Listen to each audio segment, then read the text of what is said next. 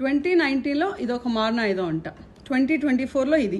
అంటే సాక్షి వాళ్ళ లెక్క ప్రకారం చంద్రబాబు నాయుడు గారు అప్పుడు 2019లో కానీ ఇప్పుడు 2024లో కానీ ఈ మారణాయుధాలు వాడి జగన్మోహన్ రెడ్డి గారిని హతమార్చుదాం అనుకుంటున్నారు. అంటే సిగ్గుందా?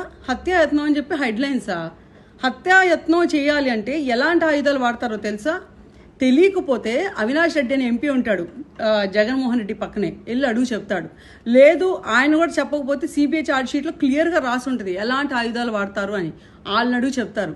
అవి కూడా తెలియకపోతే వివేకం అనే మూవీ ఉంటుంది యూట్యూబ్లో, ఫ్రీగా ఉంది, ఓపెన్ చేసుకుని మొత్తం బిట్ టు బిట్ చూడు.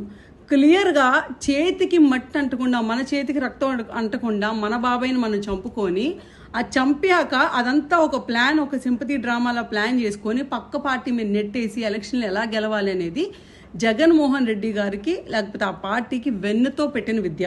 సో అలాంటి పార్టీ, అలాంటి నాయకులు బయటకు వచ్చి మా మీద హత్యాయత్నం చేస్తున్నారు, బాబు గారు వచ్చేసారు ఇచ్చేసారంటే ఎవ్వడు నమ్మడు. నువ్వు ఎంతమందిని బయట నుంచి తెచ్చుకున్న సపోర్టర్స్ని, ఆ పక్క రాష్ట్రం నుంచి ఆ ₹2 ఎవడో పెయిడ్ ఆర్టిస్ట్ లాగా వచ్చి ట్వీట్లు వేసి బ్రో ఆర్ యూ సేఫ్, మీకేంటి డెమోక్రసీలో ఇలాంటి వైలెన్స్కి తావులేదు అంట.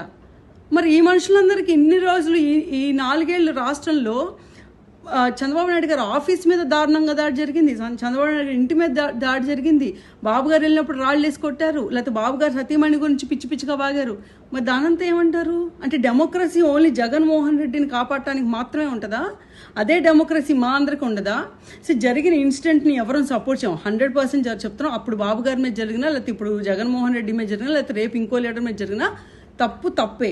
బట్ ఆ తప్పును వాడుకొని సిగ్గు లేకుండా ప్రతిదీ ఏది దొరికితే అది, శవం దొరికితే చాలు దాని మీద చిల్లర ఏరుకుందాం అని చెప్పి రాబందులాగా ఎదురు చూస్తూ ఉంటే పీక్కు తిందాం అని చెప్పి ఎన్నో రోజులకి జనాలు చూడరు. ఇప్పుడు చిన్న పిల్లోడిని అడిగినా ఇదేంటి బాబు అంటే కుక్కల్ని కొట్టడానికి వాడే రాయండి అని చెప్తాడు. ఏదో మన ఇంటి మీదకి లేకపోతే మన మీదకి ఏదైనా పిచ్చి కుక్క వచ్చినప్పుడు ఈ రాయి వాడతాం అంతే, మనుషుల్ని చంపడానికి కాదు. ఆఖరికి ఆ కుక్కను చంపడానికి కూడా ఈ రాయి పనికిరాదు. సిగ్గు తెచ్చుకోండి.